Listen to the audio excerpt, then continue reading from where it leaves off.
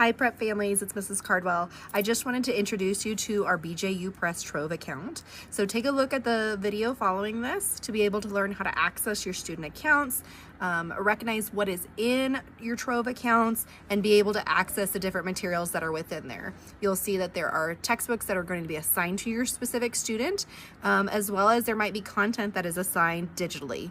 Most of those contents will be completed in class, but if your student is out sick for the day or on vacation, they might be able to access some of those resources there as well, instead of having a hard copy. So this is just another way to access instructional materials, so students aren't having to lug around some heavy textbooks every single day. Just a reminder, to access your accounts, you will go to BJU Trove, and students will have a specific username that is attached to their account and password. Most of our student usernames are going to be their first name, last initial. Some might be their first name and their last name, and if there was a student that already had access to that account from another school district. So just as a heads up, those account informations will be coming to you if you haven't already seen those. You'll have to make sure to approve status for them if you didn't last year, or if your student is new. And please reach out if you have any questions or concerns. Thanks and have a wonderful day. Hi CSCS families, I am going to show you today how to log in to your BJU Trove account for your students. The first thing that you're going to do is find BJU Trove. There is one login for administration, for teachers, and for students. So this is a one-stop shop. Once you get to BJU Trove, you're going to add your student's username and password. Once your student is logged into their account, they will be able to have access to all of their materials that have been assigned to them. This particular student has had Reading 5 assigned to them. There will be a home account, a library of all of their collection of materials, and any assessments that have been given to them. This student's account has not been updated yet from this past school year, so you might see that there are some assignments that are past their due date, or if there was not a due date assigned, they'll still be in there to have access to those materials.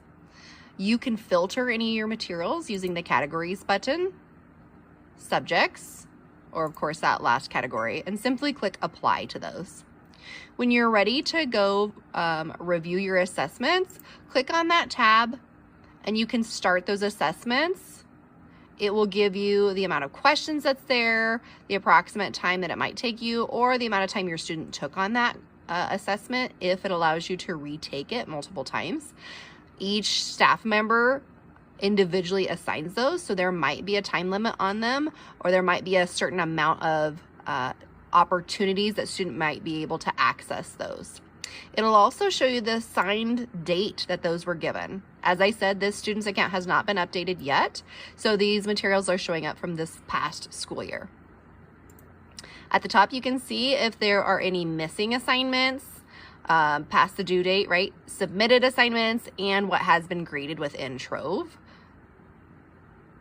If you are looking just to access materials for home, you will want to click on those main text. Like I said, this student had Reading 5 available, so I'm just going to open that up and show you what that looks like today. Inside those texts, you'll be able to access all of the content that your student sees in their hard copy texts. This student took her right to the last place that she was reading, but if you go up to the top, you can filter it to any of the pieces that you need to access simply by clicking on the contents and going through and making sure you find the correct chapter that you're on. Students can highlight and take notes within here. They can bookmark specific pages. And one of the great features about this are some of the extra resources that are available and being able to listen to the text being read aloud. Feel free to navigate through some of those different pieces as you get familiar with each of those components that are offered within Trove. I hope that gives you a little bit of insight into what Trove is all about and how to access those resources for your student. If you have any questions, please make sure to reach out to an administrative member so that we can assist you in this process.